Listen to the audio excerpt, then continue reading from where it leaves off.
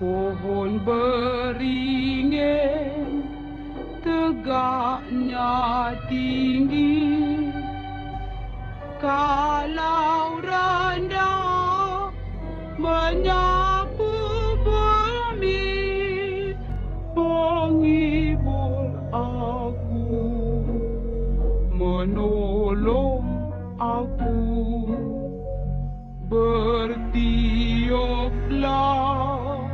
oh angin bayu, laju, laju, buaiku laju. Assalamualaikum. Apa khabar semuanya? Anak-anak Mak Jah, cucu-cucu Mak Jah yang Mak Jah sayang, walau di mana saja berada.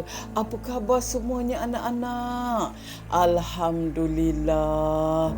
Mak Jah sentiasa mendoakan anak-anak Mak Jah di luar sana, cucu-cucu Mak Jah di luar sana berada dalam keadaan sihat walafiat, dipermudahkan segala urusan dunia dan di akhirat, dan juga diperbanyakkan rezeki.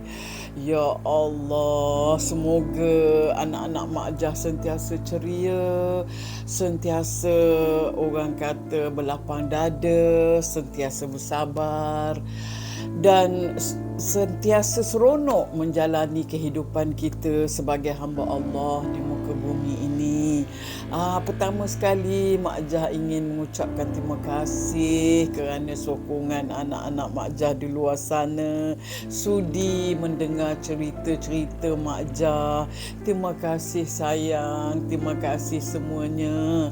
Walau di mana saja berada, di merata-rata negeri dah banyak anak Mak Jah sekarang ni tahu. Cucu-cucu pun dah bertambah. Terima kasih semuanya sayang.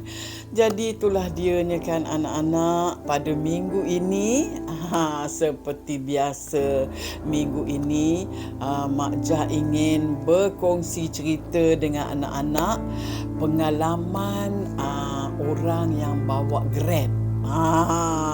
Ini diorang ni banyak pengalaman anak-anak. Mak Jah respect kerja diorang ni, kerana kan diorang ni kuat semangat dia, tapi ialah demi kelangsungan hidup. Kita asalkan rezeki kita halal kan. Jadi susah pun kita terpaksa buat juga kan, sebab kita hanya satu hidup kita dalam dunia ini, kita ingin mencari rezeki yang halal. Jadi pada minggu ini Mak Jah nak berkongsi cerita banyak tau. Cerita-cerita orang yang bawa Grab, yang yang rider ni, yang hantar makanan ni macam Foodpanda tu. Itu pun banyak kisah dia orang. Jadi kita dengarkan ya anak-anak. Jadi cerita kita yang pertama adalah mengenai seorang budak lelaki ni. Budak lelaki ni dia ni bawa Grab lah. Dia ni ada kerja, dia ada kerja tetap lah, kerja orang kata macam kerja pejabat, habis waktu pejabat lah. Tapi dia buat part time sebagai bawa Grab. Jadi iyalah, kalau dia bosan-bosan kan, malam-malam dia ada banyak masa, boleh tambahkan duit kan, tambah rezeki, rajin budak ni. Jadi dia bawa Grab. Dia kata pada satu malam ni, dia kata dia habis kerja agak lewat sikit lah. Selalu dia mungkin pukul 5 lebih dah habis kerja, tapi kali ni pukul 7.30. Mungkin dia ambil overtime sikit, dia habis kerja. Dia kata bila dia dah habis kerja, dia terus nak bawa Grab lah. Jadi dia kata memandangkan dah pukul 7.30, dia pun baiklah dia solat maghrib dulu. Lepas tu barulah dia cari customer kan. Jadi dia pun solat maghrib dulu. Lepas tu dah habis solat tu, dia pun tengoklah telefon dia. Dia tengoklah dia punya app tu, Grab tu kan. Tiba-tiba dia tengok, ada customer rupanya. Dia kata customer tu tak jauh daripada tempat yang dia solat tu agaknya kan. Sebab dia kata bolehlah ambil ni. Dia kata di customer ni di Putrajaya. Dia tempat orang kerja office lah ya anak-anak. Jadi customer ni minta budak ni ambil dia dekat pejabat tu. Dia dah habis kerja, dia nak balik ke rumah kan. Jadi yang budak ni pun biasalah, alhamdulillah lah, dia kata dah ada rezeki dah. Lepas solat je, buka telefon je dah ada customer. Dia pun pergilah, dia bawa Grab dia tu sampailah ke destinasi dia ya anak-anak, iaitu bangunan pejabat-pejabat lah. Jadi dia pun sampai situ dalam dekat pukul 8 lah agaknya kan. So dia tengok, dia pandang, tak ada orang pun. Dia kata, mana pergi orang ni? Yang nak ambil Grab ni, mana dia? Tak nampak pun, dia kata. Yang nampak guard aja ada kat situ. Tak apalah, dia pun lepak lah. Mungkin dalam hati dia, mungkin customer ni pergi buang air ke dulu, pergi toilet ke, atau tertinggal barang ke, nak pergi ambil barang ke apa ke kan. Jadi dia pun tunggu kat depan pejabat tu. Sekali dia tengah macam bosan-bosan tunggu, dia terdengar bunyi pintu kereta dia dibuka orang. Bunyi pintu kereta lah, buka macam tu kan. Lepas tu orang masuk. Dah ada pun customernya, dia kata dalam hati dia lah. Lepas tu dia tengok perempuan lah, memang customer dia perempuan. Dia pun tengok dah masuk pun customer ni. Dia kata tak apalah, dia pun tanyalah. Tapi perempuan tu dia tunduk aja adik-adik kan. Dia pun diam aja. Dia macam rambut dia ni, dia macam orang yang macam ada masalah kan. Dia masuk dalam dengan tak nampak muka pun, masuk dalam kereta tu, dia tunduk aja. Jadi budak Grab ni pun dia tengok ke belakang. Dia kata, apa hal perempuan ni? Ada masalah ke? Moyok aja kan. Dia pun tegurlah, Cik okey ke? Dia tak jawab anak-anak. Kan, dia tunduk aja macam tu. Tak apalah, dia kata. Lepas tu dia tanya lagi, Cik boleh kita gerak sekarang? Dia kata macam tu lah. Lepas tu yang penumpang ni tadi, dia pun diam aja. Dia diam aja. Lepas tu budak Grab ni pun malas lah nak kacau. Mungkin perempuan ni ada banyak kerja kot dekat pejabat tadi, mungkin stres dalam hati dia lah. Dia pun bawa lah Grab tu. Dia bawa Grab tu. Dalam dekat 10 minit macam tu, dia dengar bunyi telefon. Tit tit tit tit, bunyi telefon dia kan. Tit tit. Dia pun angkat lah. Ya, halo, dia kata. Lepas tu orang tanya, ada panggilan tu cakap, Cik, dia kata, Encik ni kat mana? Saya yang minta Grab tadi, kenapa tak tunggu saya? Dia kata, saya nampak tadi kereta Encik kat depan bangunan ni. Tapi kenapa Encik menonong terus saja? Tak tunggu saya. Saya baru nak keluar, Encik dah belah dah. Dia panik anak-anak. Yelah, dia kaku dah.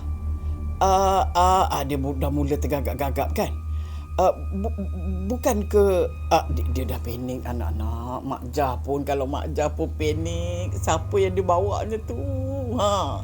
Dia dah macam, dia dah berdebar. Dia bergetar dah. Dia pun macam kuatkan semangat dia. Dia pun tengok cermin kereta tu kan. Kan kita boleh nampak belakang kan cermin tu. Dia pandang belakang. Anak-anak tahu tak ada siapa pun dekat belakang anak-anak. Tak ada siapa. Lepas tu anak-anak tahu apa berlaku. Lepas tu bau busuk gila dalam kereta dia. Memang busuk, bau bangkai lebih busuk daripada tu. Sampai budak Grab ni dia rasa nak muntah, nak lawyer ni. Tapi orang yang order Grab ni, yang minta Grab ni masih dalam talian. Dia kata, cepat Cik, boleh tak Encik ambil saya? Dia terkaku barulah dia kata, boleh. Tunggu sekejap. Ya, saya datang. Bagi saya 5 minit, dia kata. Okey. Dia pun letak telefon dia. Dia pun pergi jalan ke depan sikit. Dia pun park kereta dia. Dia nak muntah anak-anak. Dia pun keluar daripada kereta dia sebab bau busuk sangat, dia kata.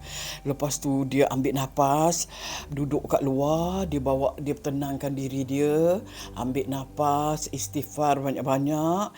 Lepas tu dia dah rasa lega. Dia pun masuk balik dalam kereta dia. Dia masuk balik, tak ada apa dah. Bau dah tak ada, semua dah tak ada anak-anak. Lepas tu apa lagi, dia pun bawa kereta dia buat U-turn balik ke apa ke. Dia kena ambil lah penumpang yang sebenarnya. Itulah kisah orang Grab ni. Memang sangat mengerikan bila kita dengar, sangat seram je anak-anak. Pasal apa? Tak tahulah siapa yang dibawa. Tetapi kalau menurut kata orang tua-tua kan anak-anak, dalam pukul 7 lebih atau pukul 8 itu dia orang kata banyak menjelma apa tahu? Pocong. Time tu adalah time dia. Kalau hantu yang menjelma time tu, orang kata banyak yang menyerupai perempuan. Itu kebenaran dia. Wallahualam, Mak Jah pun tak berapa tahu ya anak-anak. Jadi itulah kisah yang pertama. Ini Mak Jah nak cerita pula kisah yang kedua. Kisah yang kedua ni pula lain pula ceritanya anak-anak. Dia ni budak bawa Grab juga. Dia ni memang full time bawa Grab lah. Jadi dia ni biasalah anak-anak kadang berapa trip tak tahulah, banyaklah trip. Tengoklah kalau dia orang ni macam tak penat kan, banyaklah trip. Dia bawa lah sekitar kawasan dia tu, sekitar Ipoh. Dekat Perak lah tu anak-anak. Jadi dia bawa sampai trip yang terakhir. Dia kata dia hari tu dia macam tak berapa larat, pukul 7 cukup lah dia kata kan. Bila trip yang terakhir ni dia dapatlah penumpang seorang perempuan. Perempuan juga ya anak-anak. Jadi dia pun bawalah makcik ni. Dia orang dah berumur jugalah. Dia pun bawa. Dia nak balik ke dekat Perak, dekat Ipoh lah. Jalan mana dia tak cakap.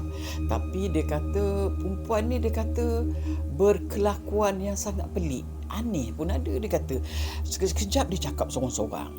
Bahasa dia bahasa orang yang bukan dekat Malaysia lah. Sekejap dia cakap sorang-sorang, dia gelak sorang-sorang. Sampaikan dia kata dia terlanggar lubang pun dia gelak sorang-sorang. Jadi dia ni malas nak layan. Budak Grab ni pun biarkan je lah. Jadi dah sampailah destinasi perempuan ni. Bayarlah duit dia, tambang dia tu kan. Tambang dia jumlahnya RM8. Jadi makcik ni dia bayar RM8 tu duit RM1. Jadi maknanya ada RM8. Jadi budak Grab ni, yang pemandu Grab ni, dia memang dah kebiasaan dia. Bila ada customer je, bila bayar, dia terus transfer duit dia tu ke dalam pouch bag dia. Dia tak dia tak simpan dalam dompet dia, masuk dalam pouch bag dia. Jadi bila makcik ni bagi RM8, dia pun letaklah dalam dompet dia. Yang duit lain-lain tu semua dalam pouch bag dia. Jadi dia pun nak balik ke rumah lah, sebab itu trip dia yang terakhir. Jadi dia pun nak balik, sambil tu dia pun check baliklah pouch dompet dia tadi, nak masukkan duit tadi ke dalam pouch bag dia tu. Bila dia buka anak-anak dompet dia tu, dia tengok bukannya duit anak-anak, tapi daun-daun kering. Daun-daun kering, 8 keping anak-anak daun-daun kering. Dia dah macam terpaku. Macam mana boleh jadi daun-daun kering? Dia teringatlah, agaknya dia kata ada dua kemungkinan. Kalau daun-daun kering ni kan, satu memang perempuan ni hantu lah, tak wujud kan. Kalau orang dekat alam lain pun, kalau alam lain ke alam lagi satu lah, alam bunian ke apa ke, boleh kemungkinan boleh jadi macam tu. Yang kedua, mungkin perempuan ni ada ilmu tarik duit. Yang ada setengah orang tu dia boleh mengaburi mata kita kan. Kadang-kadang memang banyak ilmu lah, manusia ni macam-macam perangai kan. Ada yang ilmu tarik duit tu kadang-kadang dia buat macam ni je, dia dah keluar macam silap mata juga anak-anak. Jadi dia pun tangkap gambar duit tu, dia tunjuk dekat isteri dia. Isteri dia pun kata cepat balik. Dia pun balik lah, dia pun check balik lah dia punya aplikasi, apa nama dia punya, Grab tu. Dia tengok balik, perempuan tu punya detail tak ada anak-anak. Yang ada cuma destinasi tempat yang dia nak pergi tu aja. Yang detail dia tak ada. Jadi itulah tak tahulah siapa. Dia kata itu jadi misteri dalam hidup pemandu Grab tu. Itulah dianya kan anak-anak, dalam hidup kita ni benda-benda misteri ni berlaku, berlega-lega di sekitar kita. Tapi selalunya kejadian ni mesti berlaku pada waktu malam. Jarang ada waktu siang kan anak-anak. Kerana malam adalah waktu diorang. Waktu diorang bersukaria kan. Jadi ini cerita yang terakhir yang Mak Jah nak kongsikan dengan anak-anakku sayang di luar sana. Budak ni dia ni macam Food Panda lah.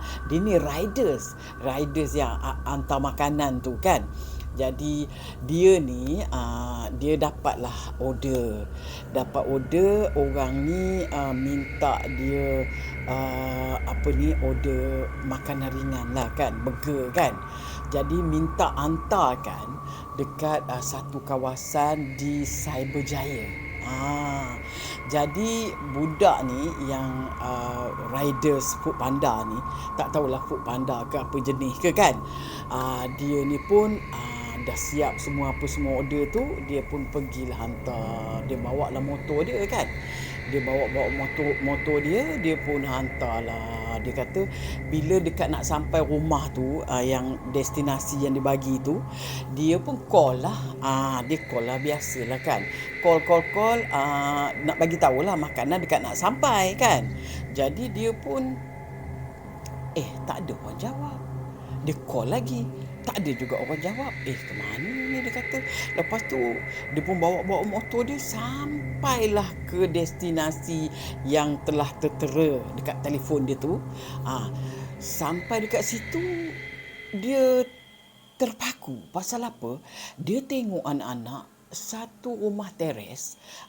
Mak Jah rasa rumah teres yang macam dia bukan yang macam rumah teres yang terus tu kan. Dia mungkin dia ada macam double single lah kot macam tu kan. Dia bila sampai ke situ, dia kata dia menung tunggu. Dia tunggu, dia kata lepas tu dia kata, alah mana orang ni, call pun tak angkat. Sekali tiba-tiba auto gate tu terbuka. Macam tu kan.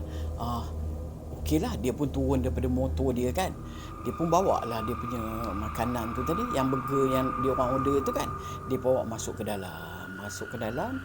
Dia pun pergilah dekat depan rumah tu. Pergi depan rumah tu, biasalah dia ketuk pintu. Tuk.